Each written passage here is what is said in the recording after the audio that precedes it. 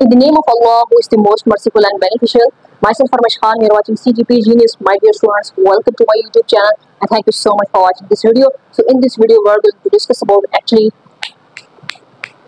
states of equilibrium. Yes. तो previous lecture के अंदर बच्चे हमने क्या किया था, इक्विलिब्रियम को पढ़ा था. हमने कहा था a body is said to be in a state of equilibrium if it has no acceleration. ठीक है, जब कोई बॉडी एक्सेलरेशन नहीं रखती, या तो फिर वो रेस्ट में होती है या तो फिर वो कांस्टेंट वेलोसिटी से मूव कर रही होती है, वो इक्विलिब्रियम के अंदर होती है. फिर हमने कहा जो बॉडी रेस्ट में है वो स्टैटिक इक्विलिब्रियम में है, जो बॉडी कांस्टेंट वेलोसिटी से मूव कर रही है वो डायनामिक इक्विलिब्रियम में है. ठीक है, और हमने कहा कंडीशंस होती हैं कि एक बॉडी जो है वो कंप्लीट इक्विलिब्रियम में तब होती है जब उसकी दोनों कंडीशन सेटिस्फाई हो रही हो, दोनों कंडीशंस वैलिड हो, लागू हो रही हो. ठीक है, एक ऑब्जेक्टिव पर.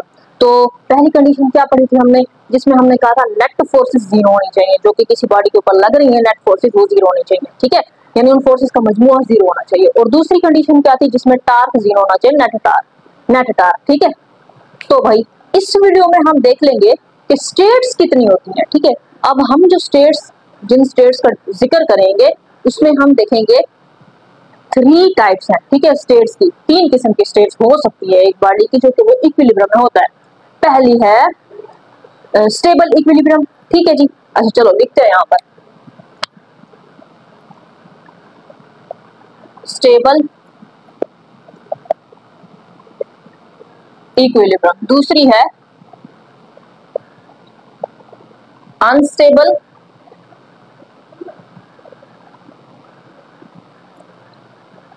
इक्विलिब्रियम. ठीक है जी, और तीसरी है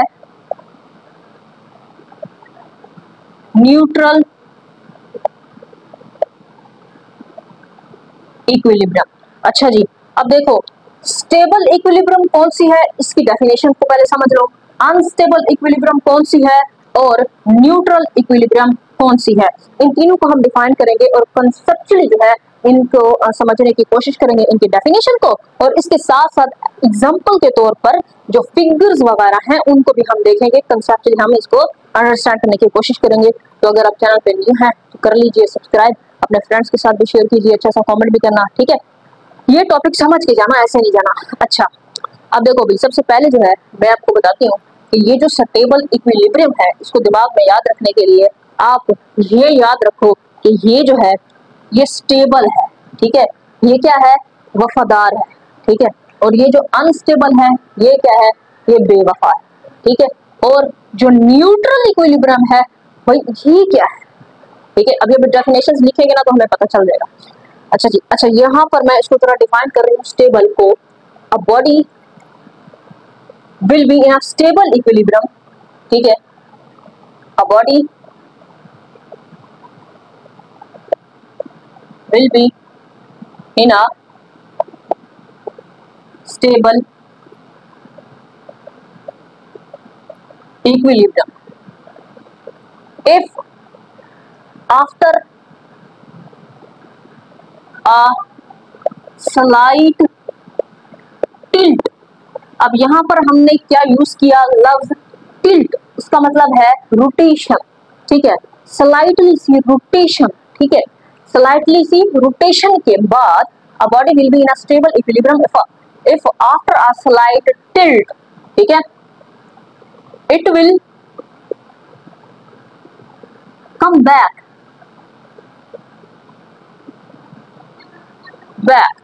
to its original position. ठीक है, आफ्टर अ स्लाइट टिल्ट, यानी कि उसके अंदर थोड़ी सी रोटेशन, यानी एक बॉडी जो था वो इक्विलिब्रियम के अंदर था, उसके अंदर हमने थोड़ी सी डिस्टरबेंस पैदा की. ठीक है, एक बॉडी है वो इक्विलिब्रियम में है, हमने उसके अंदर थोड़ी सी डिस्टरबेंस पैदा की. डिस्टरबेंस का मतलब क्या हो गया कि उसके ऊपर थोड़ा बहुत हमने क्या किया, फोर्स लगाया. ठीक है, तो उसके अंदर थोड़ी सी उसको रोटेशन कराई, उसको स्लाइटली टिल्ट कराया, थोड़ा सा बॉडी को हमने रोटेट कराया. हालांकि वो इक्विलिब्रियम में था लेकिन हम थोड़ा सा स्लाइटली से उसको टिल्ट कर रहे हैं, रोटेट करा रहे हैं. लेकिन हमारे उस थोड़े से स्लाइटली से टिल्ट कराने के बाद भी वो बॉडी जो है उसके अंदर क्या होता है, उसके अंदर जो है वो टार्क पैदा हो जाता है, जिसकी वजह से ठीक है, वो दोबारा देखें जो स्टेबल इक्विलिब्रियम है, जिसमें मैं एग्जांपल आपको बताऊंगी, यहाँ पर जो है वो क्लॉकवाइज टार्क पैदा होगा। जो अनस्टेबल इक्विलिब्रियम है, जहां मैं एग्जांपल आपको बताऊंगी, वहां एंटी क्लॉकवाइज टार्क पर पैदा होगा। वो मैं फिगर्स के थ्रू आप लोगों को समझाऊंगी कि किस तरह से टार्क पैदा होता है, किस वजह से पैदा होता है, जो कि उस बॉडी को दोबारा अपनी उस इक्विलिब्रियम पोजीशन में लेके आता है। ठीक है, तो यहाँ पर यानी कि इसका मतलब ये हो गया कि स्टेबल इक्विलिब्रियम में उसकी एक गर्लफ्रेंड थी। ठीक है, तो कोई दूसरी लड़की उसके पास आई। ठीक है, तो वो क्या हो सकता था भाई, वो अपनी पहली गर्लफ्रेंड को छोड़ सकता था, दूसरी के पास जा सकता था, लेकिन वो दूसरी को कहता है जाओ गेट लॉस्ट, मेरे पास पहली है बड़ी। यानी ये क्या है, बेवफा नहीं है, ये वफादार है, ये स्टेबल है। ठीक है, ये अपनी पहली गर्लफ्रेंड के साथ क्या करता है, स्टेबल रहता है। यानी वो जो बॉडी इक्विलिब्रियम के अंदर था, उसके अंदर थोड़ी सी जो हमने डिस्टर्बेंस पैदा की, लेकिन फिर उस डिस्टर्बेंस के बावजूद वो दोबारा अपनी उस ओरिजिनल पोजीशन में आ गया, इक्विलिब्रियम पोजीशन में आ गया। तो इसका क्या मतलब हो गया कि बॉडी जो है वो स्टेबल इक्विलिब्रियम में है, और body will be in an unstable equilibrium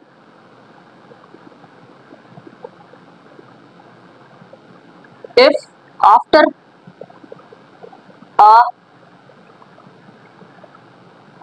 slight tilt, if after a slight tilt it changes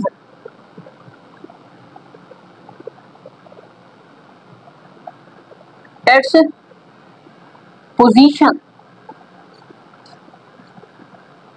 या फिर हम इसको कहेंगे or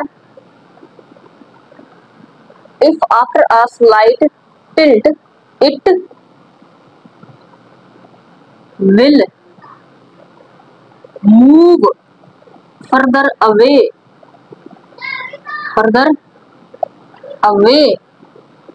from its original equilibrium position। ठीक है, मतलब ये हो गया a body will be in an unstable equilibrium if after a slight tilt it changes its position या ओरिजिनल पोजीशन, जो कि एक स्लाइटली सा टिल्ट आया, एक स्लाइटली सी रोटेशन आई, इक्विलिब्रियम की पोजीशन जो थी एक बॉडी की, उसमें डिस्टर्बेंस आई। उस डिस्टर्बेंस की वजह से इट चेंजेस, वो जो बॉडी है, द बॉडी चेंजेस लिख सकते हो, या it changes its original position, वो जो अपनी इक्विलिब्रियम पोजीशन है, उसकी जो ओरिजिनल पोजीशन है वो क्या कर देता है, चेंज कर देता है। या फिर हम कहेंगे तो वो जो स्लाइटली सा टिल्ट आ रहा है इक्विलिब्रियम की पोजीशन में, वो क्या कर देता है, वही it will move further away, मतलब वो उस बॉडी को उस ओरिजिनल पोजीशन से मूव करा देगा, फर्दर अवे करा देगा, दूर करा देगा from its original equilibrium position. ठीक, अच्छा, अब जो है न्यूट्रल इक्विलिब्रियम का क्या मतलब है, इसका ये मतलब है कि एक बॉडी जो था वो अपनी इक्विलिब्रियम की हालत में था, इसके अंदर जो है हमने थोड़ा सा स्लाइटली सा टिल्ट लेके आए, यानी इसकी इक्विलिब्रियम की जो हालत है उसमें थोड़ी सी डिस्टर्बेंस लेके आए। तो फिर इस बेचारे ने क्या किया, मतलब इसके पास एक पहली गर्लफ्रेंड थी, इसके पास दूसरी आती है, तो ये बेचारा तंग हो जाता है, ना ये पहले के पास जाता है ना ये दूसरी के पास जाता है, ये रेस्ट पोजीशन में आ जाता है, अपनी न्यू पोजीशन में आ जाता है, ना ये पहले के पास जाएगा ना ये दूसरी के पास जाएगा। ये क्या होगा, बेचारा एक किस्म का कमजोर बंदा है। ठीक है ना, तो ये क्या हो जाएगा, उस डिस्टर्बेंस की वजह से ना वो पहली गर्लफ्रेंड का रहेगा ना वो दूसरी गर्लफ्रेंड के पास जाएगा, ना यानी कि वो जो डिस्टर्बेंस के बाद जो पोजीशन आएगी वो भी इख्तियार नहीं करेगा, और जो पहली उसकी इक्विलिब्रियम की पोजीशन थी वो भी इख्तियार नहीं करेगा, अपनी एक न्यू पोजीशन बना लेगा जिसमें वो रेस्ट की हालत में आ जाएगा। ठीक है, तो हम कहेंगे body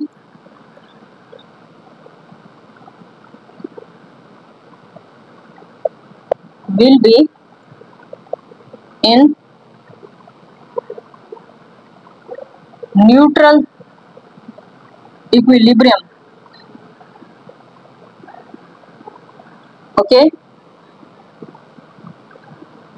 if it comes to rest in a new position without changing its center of mass after the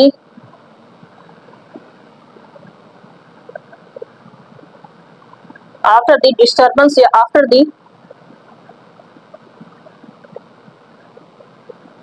slight tilt या स्लाइटली रोटेशन, ठीक है। तो ये जो है a body will be in neutral equilibrium if it comes to rest in a new position, वो एक new position पे रेस्ट में आ जाता है without changing its centre of मास, उसका जो सेंटर ऑफ मास है वो चेंज नहीं होगा, ठीक है। सेंटर ऑफ मास चेंज नहीं होगा आफ्टर द स्लाइट टिल्ट, ठीक है। तो अब ये आपको पता चलेगा कि जो सारा का सारा किस्सा है वो इन तीन चीजों पर डिपेंड करता है। एक है सेंटर ऑफ मास, ठीक है, एक है नॉर्मल फोर्स और एक है जी क्या, वेट ऑफ द बॉडी, ठीक है। अच्छा जी, तो अभी मैं आपको दिखाती हूँ कि फॉर एग्जांपल ये जो है एक फ्लोर है, ठीक है। अब यहाँ पर जो है एक कोन है, कोन जो बर्थडे वाली कैप होती है ना, बर्थडे वाली कैप, जो बर्थडे वाली कैप हम पहनते हैं कोन नुमा होती है वो है समझो, ठीक है। अब वो यहाँ पर जो है इस तरह से पड़ी है, देखो। हाँ, कोन को किस तरह से रखें भाई, इस तरह से नहीं, कोन को किस तरह से रखें, कोन को हम रखेंगे इस तरह से, कैसे भाई यार कैसे रखें, हाँ इस तरह से, ऐसे और ऐसे, ठीक है। इसका जो वो जो सर पे पहनते हैं वो हिस्सा यहाँ पर नीचे है, यानी फ्लोर के साथ है, जमीन के ऊपर रखी, ठीक है। क्या है ये, कोन है, जो बर्थडे पे हम पहनते हैं ना कैप कोन वाली, ये वही है समझो, ठीक है। ये क्या है, ये कोन है, ठीक है। ये क्या है, फ्लोर है, यहाँ फ्लोर पे पड़ी हुई है इस तरह से। अब इसका सेंटर ऑफ मास क्या होगा, इसका सेंटर ऑफ मास यहाँ पर होगा, यहाँ पर। ये जो आप देख रहे हो ना, ये कोना है, इस कोने से स्टार्ट होगा भाई ये, ठीक है। इस कोने से लाइन खींचोगे ऐसे, ये यहाँ और यहाँ सीधी इस तरह से नीचे, ये है भाई इसका G, centre of mass, centre of mass है, सेंटर ऑफ ग्रेविटी है, दोनों, ठीक है। अच्छा, तो यहाँ पर हम कहेंगे, देखिए मैंने पहले कहा था सेंटर ऑफ मास को सेंटर ऑफ ग्रेविटी तब कहते हैं जब ग्रेविटेशनल फील्ड क्या हो, यूनिफॉर्म हो, ठीक है। अच्छा, तो ये जो है हम बात करें जी, ये एक्चुअली क्या है, ये है हमारे पास सेंटर ऑफ ग्रेविटी, ठीक है। सेंटर ऑफ ग्रेविटी बोल सकते हो इसको, सेंटर ऑफ मास भी बोल सकते हो, ठीक है। अच्छा, यहाँ पर ये जो है इसका नीचे इस बॉडी का जो वेट है ये है W, ठीक है।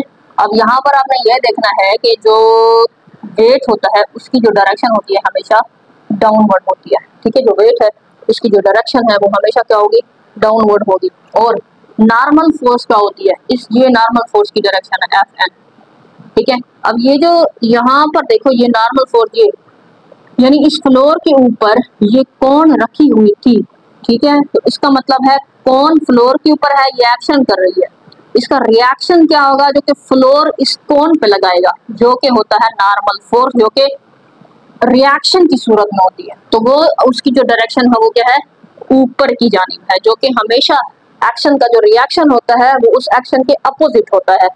तो कोन इस तरह से फ्लोर पर है, ठीक है, कोन की जो डायरेक्शन है वो इस तरह से है एक्शन की, तो रिएक्शन की इसके अपोजिट होगी इस तरह से। तो ये Fn क्या है, रिएक्शन है एक्चुअली, ठीक है। Fn क्या है, रिएक्शन है, जो कि फ्लोर लगा रहा है किसके ऊपर, इस कोन के ऊपर। तो अब हम ये देखेंगे कि कैसे पता चलेगा कि ये बॉडी जो है ये इक्विलिब्रियम में है। ये बॉडी इसलिए इक्विलिब्रियम में है क्योंकि इसकी जो दोनों कंडीशंस हैं इक्विलिब्रियम की वो वैलिड हो रही हैं। पहली ये कि इसके ऊपर जो लग रही हैं फोर्सेस, ठीक है। पहली बात ये याद रखनी है, ये जो आपके पास है सेंटर ऑफ ग्रेविटी, ठीक है, ये सेंटर ऑफ मास है। अच्छा, यहाँ पर जो है ये जो सेंटर ऑफ मास है ना, अब यहाँ पर जो लगने वाली जो फोर्स है, एक वेट की, दूसरा नॉर्मल फोर्स, ये दोनों सेम वर्टिकल लाइन में है, ठीक है। तो ये बॉडी तब इक्विलिब्रियम में हो सकता है जब दोनों कंडीशंस वैलिड हो। दोनों कंडीशंस वैलिड कब होती हैं, देखें, ये बैलेंस जो बॉडी बैलेंस है, जो बॉडी बैलेंस है वो इक्विलिब्रियम है। बॉडी बैलेंस कब होगा, जब ये जो आपके पास वेट है और ये जो आपके पास नॉर्मल फोर्स है, ये इस सेंटर ऑफ ग्रेविटी है, सेंटर ऑफ मास बोलो, इसके क्या होगा, वर्टिकल होगा, ठीक है। इसके क्या होगा, वर्टिकल होगा। तो ये दोनों सेम जो है इस तरह से है, वर्टिकली सेम डायरेक्शन में, सेम नहीं, डायरेक्शन तो अपोजिट है, ठीक है, जिसकी वजह से इनका जो सम होगा, ठीक है, फोर्सेस का वो इज इक्वल टू 0 है। ये पहली कंडीशन फुलफिल कर रही है। ये दोनों एक दूसरे के असर को जायल कर रही हैं, ठीक है। ये दोनों एक दूसरे, यहाँ पर कोई टार्क भी पैदा नहीं हो रहा, तो ये भी कंडीशन इसको फुलफिल कर रही है। तो यानी बॉडी जो है ये कंप्लीट इक्विलिब्रियम में पड़ा हुआ है। अब इसके अंदर थोड़ी बहुत हम डिस्टर्बेंस लेके आते हैं। इस कोन को हम ये थोड़ा बहुत इसको यूं जमीन से उठाते हैं, जरा ये फ्लोर पे पड़ा है जमीन पे, हम इसको जरा यूं हाथ लगा के इसको जरा यूं करते हैं, थोड़ा बहुत स्लाइटली टिल्ट इसमें हम पैदा करते हैं, ठीक है, डिस्टर्बेंस पैदा करते हैं इसकी इक्विलिब्रियम की जो हालत है उसमें। तो होता क्या है, होता क्या है फिर देखो। अब पहले इसको बनाने के लिए आप यहाँ पर जो है ये 90 का एंगल इस तरह से होता है ना, ऐसे बना लो, ऐसे इसको यहाँ तक लेके आओ और फिर ऐसे, ठीक है। अब ये जो कोन है ये अब जमीन से, इस फ्लोर से थोड़ी बहुत हमने इसको उठाया। अब देखो ये जमीन पर ये हिस्सा कोन का नहीं लग रहा, बल्कि ये हिस्सा लग रहा है, ठीक है। ये टिप लग रही है कोन की इस फ्लोर के ऊपर। तो जो हमारे पास Fn होगा, यानी जो रिएक्शन होगा, जो नॉर्मल फोर्स होगी, तो वो ये इसकी जो डायरेक्शन है वो यहीं पर होगी, इस तरह से। ये तो ये आपके पास नॉर्मल फोर्स, ठीक है, जो कि रिएक्शन की सूरत में लगती है, इस तरह से होगी। और यहाँ पर जो सेंटर ऑफ ग्रेविटी है ये जी सेंटर ऑफ ग्रेविटी, ठीक है। तो यहाँ पर देखो भाई ये जो सेंटर ऑफ ग्रेविटी है ये वाला, अब देखो ये जो है इसको होना चाहिए था इस कोने में, लेकिन ये चुक गया, ठीक है। कैसे, ये अब देखो ऐसे हो गया, ऐसे, ठीक है। तो मतलब क्या हो गया कि ये यहाँ पर नहीं है अब, तो इसीलिए जो नॉर्मल ये जो अब ये आएगा तो वेट तो हमेशा डाउनवर्ड होगी इसकी डायरेक्शन, वेट की तो हमेशा क्या होगी, इस तरह से नीचे डाउनवर्ड होगी इसकी डायरेक्शन। अब ये नॉर्मल फोर्स है वो इस तरह से ऊपर चली गई। अब देखो ये जो है ये अपोजिट हो गई है फोर्सेस, ठीक है। ये दो फोर्सेस अपोजिट हो गई हैं, तो ये पैदा करेंगी टार्क। क्या पैदा करेंगी, टार्क, ठीक है। अब ये जो टार्क है ये क्लॉकवाइज पैदा होगा इस तरह से, ठीक है, ये क्लॉकवाइज टार्क,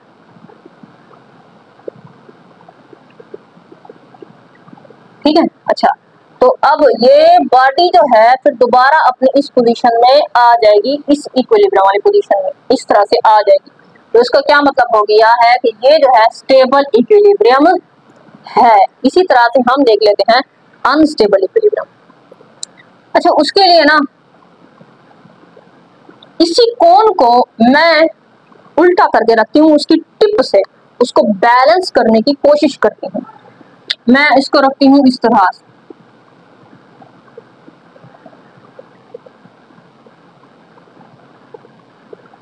ऐसे।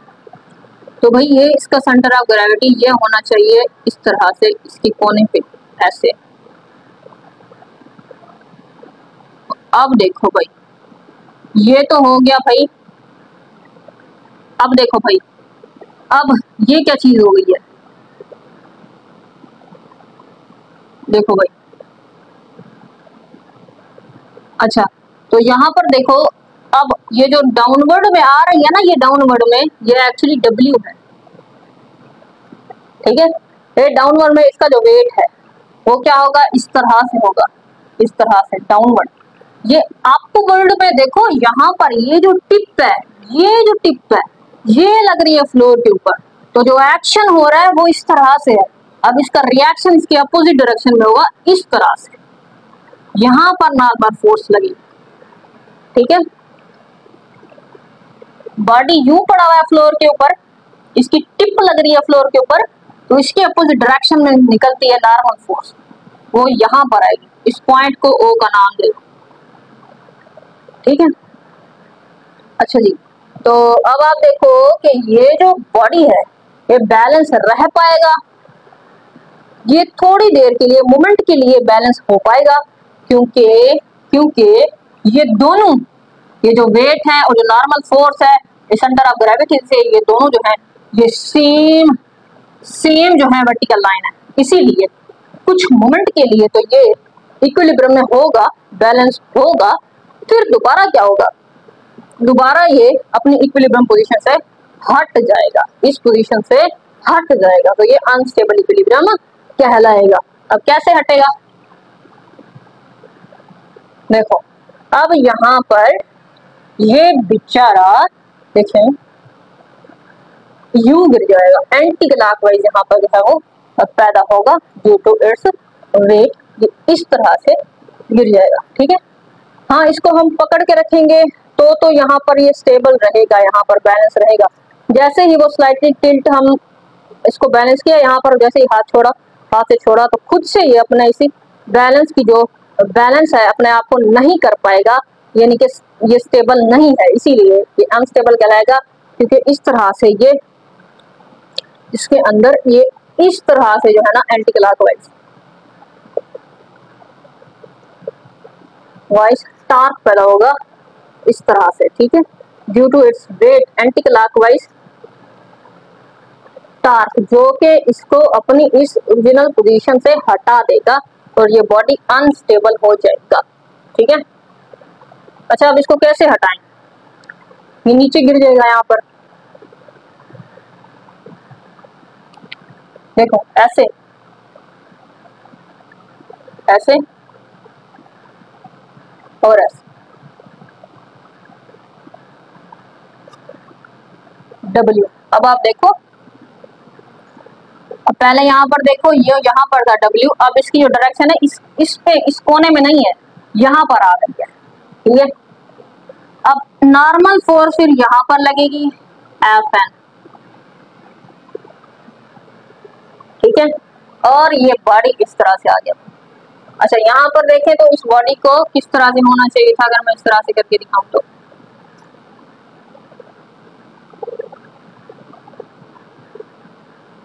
इस तरह से, लेकिन ये इस तरह से हमने इसको देखो क्लॉकवाइज, इसके अंदर जो टार्क पैदा होता है तो वो दोबारा इसको जो है वो इस पोजीशन में लेके आ जाएगा, तो डॉटेड लाइन से मैंने शो किया। अब यहाँ पर जो बॉडी इस तरह से है फिर ये दोबारा इस तरह से नीचे गिर जाएगा, इसी हालत को बरकरार नहीं रख पाएगा। तो अब हम कहेंगे कि ये जो सेंटर ऑफ ग्रेविटी है और ये जो नॉर्मल फोर्स है ये दोनों सेम वर्टिकल लाइन में नहीं है, तो बॉडी इक्विलिब्रियम की हालत में नहीं हो सकता, बॉडी जो है वो बैलेंस नहीं रह सकता, ये जो है अनस्टेबल इक्विलिब्रियम है। ठीक है, ये क्या होगा, अनस्टेबल इक्विलिब्रियम में होगा। अब जो न्यूट्रल इक्विलिब्रियम है उसके अंदर देख लेते हैं क्या होता है। देखें उसके अंदर जो है हम इसकी एग्जांपल यूं लेते हैं कि मतलब एक ये बॉल है, ठीक है, और दूसरा यहाँ पर कोन पड़ी है, इस तरह से पड़ी।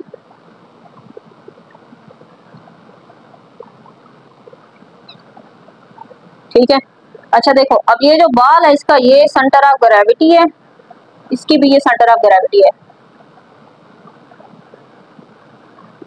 ऐसे होगा, यानी यहाँ पर ये W ये इसके ऊपर नॉर्मल फोर्स, ये इसके ऊपर नॉर्मल फोर्स। ये देखो अब देखो भाई इसका जो है ना, इसके अंदर अगर हम इसको रोटेट भी कराएं, ये बॉल है जो कि इस तरह से रोल करती हुई जा रही है, रोल करती हुई जा रही है इस तरह से जमीन पर, फ्लोर पर रोलिंग है, लेकिन लेकिन लेकिन इसका जो सेंटर ऑफ ग्रेविटी है ये चेंज नहीं हो रहा, उसी जगह पर ही है। यहाँ पर देखो सेंटर ऑफ ग्रेविटी रेज हुआ, ठीक है, यहाँ पर क्या हुआ, सेंटर ऑफ ग्रेविटी रेज हुआ। अब सेंटर ऑफ ग्रेविटी इस तरह से रेज हुआ, लेकिन दोबारा वो अपनी उसी हालत में आ गया ड्यू टू क्लॉकवाइज टार्क। अब यहाँ पर देखो भाई सेंटर ऑफ ग्रेविटी ये हो गया, ठीक है, इसकी डायरेक्शन देखो, इसकी डायरेक्शन देखो, ठीक है, बात सारी की सारी चेंज होने की है वेट की और नॉर्मल फोर्स की डायरेक्शन की जो कि सेम वर्टिकल लाइन में नहीं रहते डिस्टरबेंस के बाद। लेकिन यहाँ पर देखो तो जितनी जो आप इसको डिस्टर्ब कर लो इस बॉल को, तो इसका जो है ना नॉर्मल फोर्स और वेट सेम एक ही लाइन में रहते हैं। दूसरी इसकी एग्जांपल में सिलेंडर की बनाते हैं।